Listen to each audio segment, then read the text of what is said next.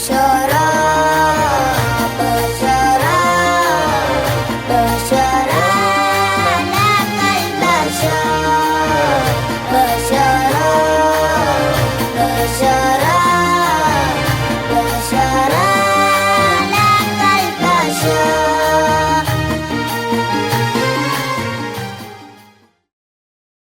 the scramble for a place in Africa, Mzee Jomo Kenyatta appealed to the Sultan of Zanzibar, the last one, Jamshid, the son of Said Khalifa bin Harb. Please let us have the coastal strip amalgamated with the rest of Kenya, but under certain conditions. Lamu town is about 350 kilometers from Mombasa, and there's no single tarmac road. When you reach the junction from Tana River, you meet Maram Road. In 1992, with a man who comes from Lamu, we had married in Lamu, in Nakuru, and he comes from this place. So I came to this place with him. He brought me here. And I came to Lamu for the first time in 1978. My first impression was of an incredibly historic place with its own traditions and culture, which were very much intact. I came for holidays, and then in 2001, I moved to Lamu. It is Manda Ujaluoni. I was told that there were 4 people and they were Luo men. They are the one who started here. 1982. They were from Mombasa. When they came here, they found it's this we call quarry that can produce these blocks.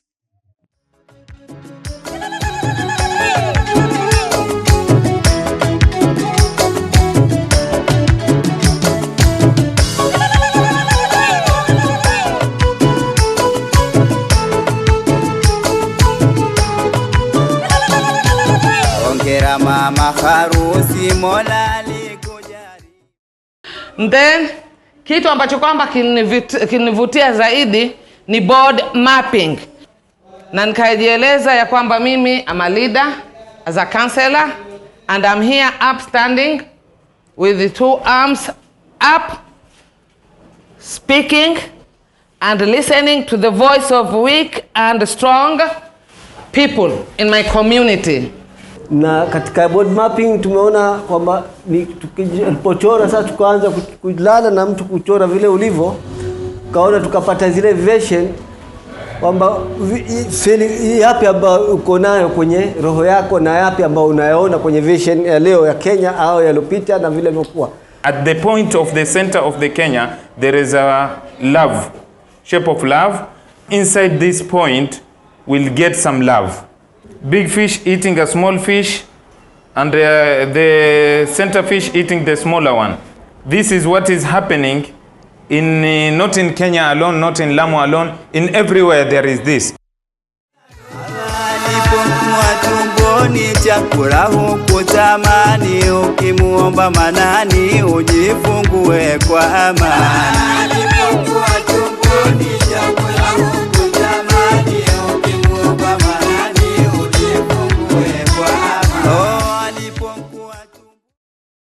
Swahili and their culture. I was referring to both those who call themselves Bajuni and the other people who call themselves Swahili. I consider them the same people because there is that commonness of language, commonness of culture, commonness, almost everything. So in Islam, the first word is peace.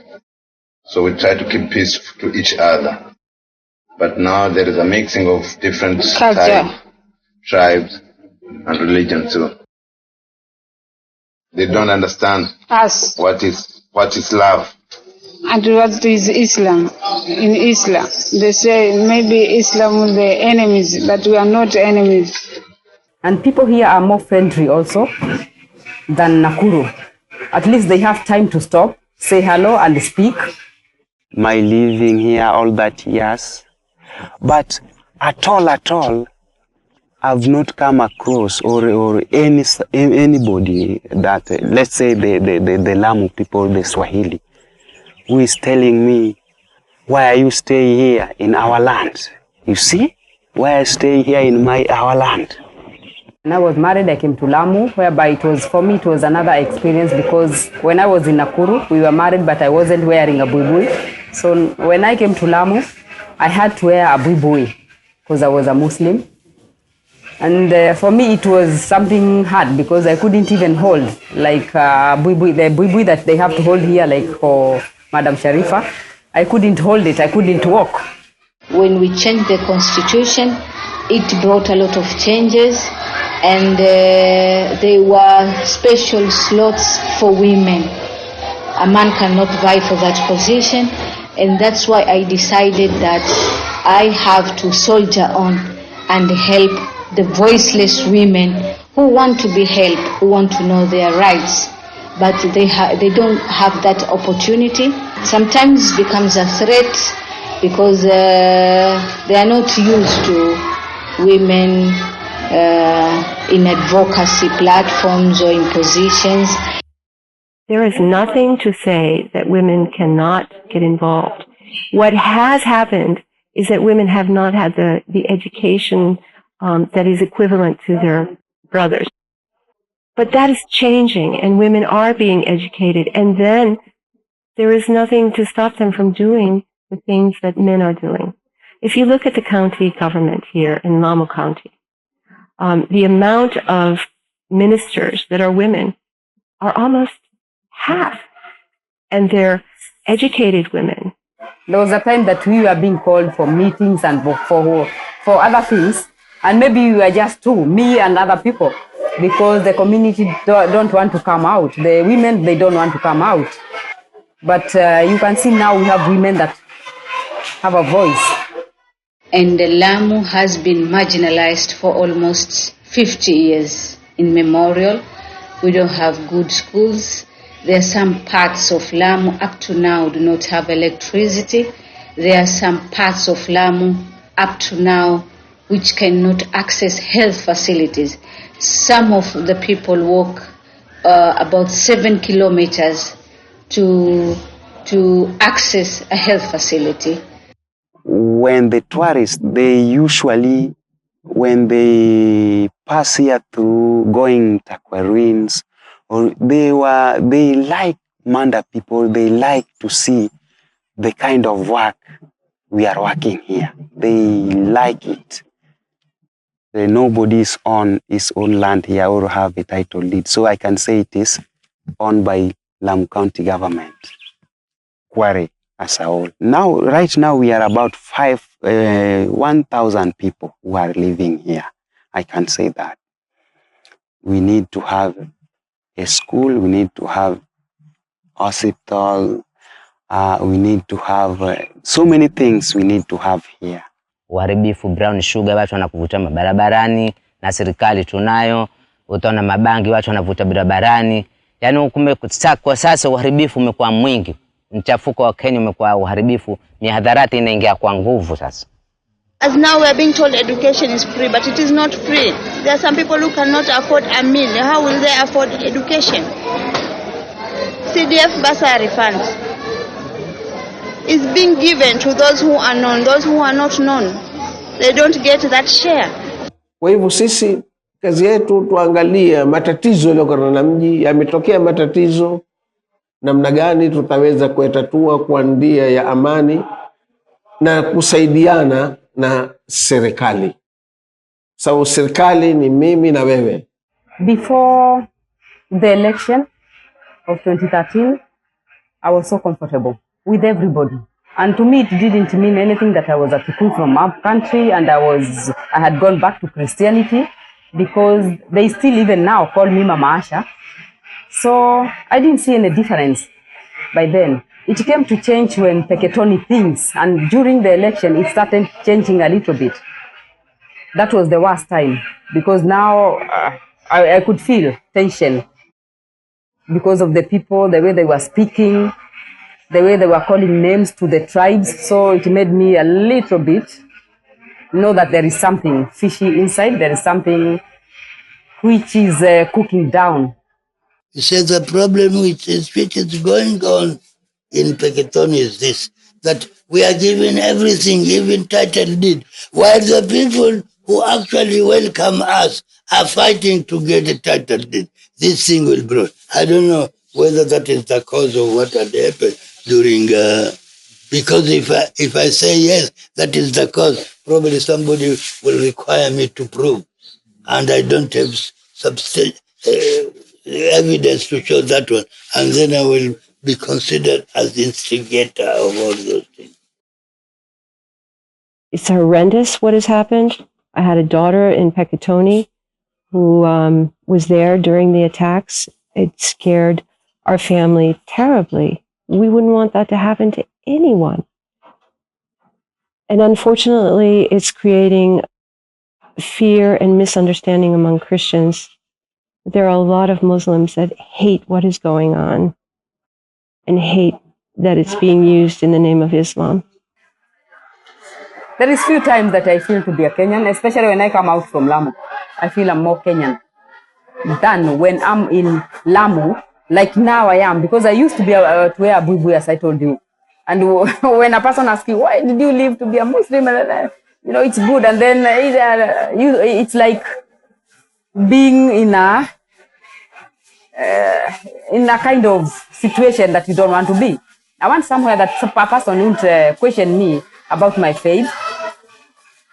So sometimes I ask myself, is citizenship due to color? If your color is more black than mine, and mine look more light, I should have second priority, while the actual black one should have the first. So this is what has been happening. I can say even in my culture, the way I'm dressed, when I'm somewhere else, I have to be searched. And some other people who are not dressed like me, they are not searched the way I'll be searched. So it makes me feel I'm inferior in this country. It is eating our people's mind. Most of us were squatters. Anytime we can be told to vacate our own land, our ancestral land. When I get other services, when I approach offices, people look at me differently because of my color. So I'm 50%, I'm proud to be a Kenyan, but the services some of us are getting, people are suspicious. Why this? So I have to produce 3 or 4 documents to justify that I'm a true Kenyan, contrary to our colleagues in the upcountry. Kwa mimi pengine ni mkulima, nimelima, nina miembe, mikanju, minazi, kila kitu, lakini mtu anatoka barua kutoka Nairobi akija asema hapa ni kwangu na nitolewe na serikali inakuja kunitoa chap chap. Kwa nini? Why should a young man not get an identity card? Since the last massacre of Peketoni to almost 1.5 years, our children have not been getting identity cards. And we wonder why, and we are Kenyans. Communities have lived here peacefully for centuries. Why, at this moment, are things coming to a head? Yes, you can look at KDF forces in Somalia. Yes, you can look at the way that Somali Kenyans and Somali refugees are treated in Kenya. Yes, you can look at the marginalization of the coast since independence.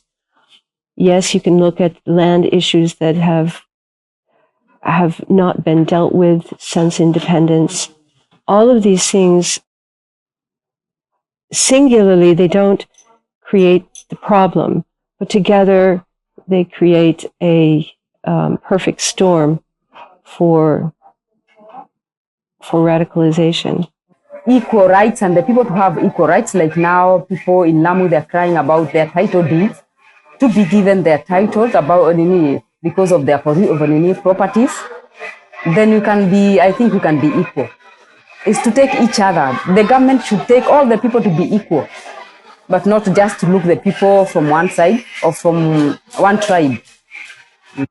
Yeah, tourism has been greatly affected by what has been going on in the country and what has been going on in Lamu County in terms of terrorism. We're pawns in power plays between governments, between Somali government and Kenya government, between terrorist elements and security forces in Kenya. We're pawns. So this creates a pretty gloomy picture. Kama hivi kazi hatuna. Mambo ya ukulima umekufa. Hakuna usimamizi wowote ambao tumefanyiwa kwa kisasa. Ni kutafuta usafiri, nikatoka out of the country. Nikaenda another country. Nikaendeleza kimaisha yangu sasa. Yani kama Arabuni na nchi nyingine, lakini nitabaki Kenya. Nitakuwa maskini mpaka kufa kwangu. The government has an infrastructure project that where Lamu County is the mouth, the beginning of this large infrastructure project known as LAPSET, the Lamu Port South Sudan Ethiopian Transport Corridor, which will eventually link up to West Africa. It includes oil pipeline, a large megaport, highways, airports, resort cities, and Lamu County is where this all will begin. There will be a national highway, the road which they're going to build, and it will be for the first time that we're seeing a tarmac road being built. Nafasi 4 ambazo zimetoka, kuna hii mambo ya umeme, itamaka hapa Kaswasi, itanda mwezi ujao. Kuna hii mambo ya gas na petrol ambayo imetumaniwa itanda next year mwishoni. Hayo sasa ndo watu wa mahadharati wote wanatumaniwa kuchua wapi makazini. Sasa mapacho yatakuja hapo kwa hii pata. And what the government did is when they decided that they are going to implement the project, they just came and bulldozed the idea to the community, and they decided that this is the land that we are going to take, and they destroyed mangrove, they displaced people. And we as the activists in Lamu, we said, no, this should not be like this. There should be public consultation. We went to court to stop the government from implementing the project until they do an environmental impact assessment and they tell us what are the mitigation measures that they are going to take. Kuna mazingira, mambo mengine itakuwa pia itahasiri kama bahari, kwa sababu watu wanakwenda kuvua kwa mashua ndogo ndogo vidao, wingi watasirika kwa sababu itakuwa sasa dredging itakuwa ni deep sea, itakuwa kuna mapapa, watu hawezi kwenda kule kwa sababu ni ndia za meli, hawezi kuenda. Ni lazima pia serikali ikae chini ifikirie ikiwa italeta kama hiyo kitu, mradi kama huo, pia wale fishermen atawaelekeza vipi. It was until the other day that the displaced people went to court because they wanted to be compensated. Their land has been taken forcefully, and some of them are compensated, and until now some of them have not been compensated. I could see it because like now they have phase 1 have been given money. Although some of the people that I hear, I don't know, that some of them who have been given millions, they didn't have chambers there, they didn't have land there. But some of them who didn't have even food to eat in the morning, they woke up one day and they had some millions, and instead of thinking or being given awareness what they will do, they started going to Mombasa, buying things, buying cars, and having high life. And I think that money will finish. And with the coming of LAPSET, instead of today, we're having about 100,000 people. By the time the LAPSET is ready, we shall have, it is estimated there will be more than 1.5 million people here there. Probably the Swahili themselves will be just a drop in the ocean. The coming of devolution, now that we have our own president, we have our own cabinet secretaries, we have our own chiefs and village elders that are being appointed locally, because in the past all the position used to go to upcountry people. My desire is to see maybe 2017 if we can elect somebody else who is not in the community that has been ruling for a long time, and not through tribalism, not through money. Kila ule kiongozi apachao ana push familia yake. Hata kama na kisomo kimwendea atakwambia la, mimi nitampa ambao hana kisomo kwa sababu familia yangu. Wewe mwenye kisomo tabaki uzoroteka, utafurahi nini maisha hapa ya Kenya?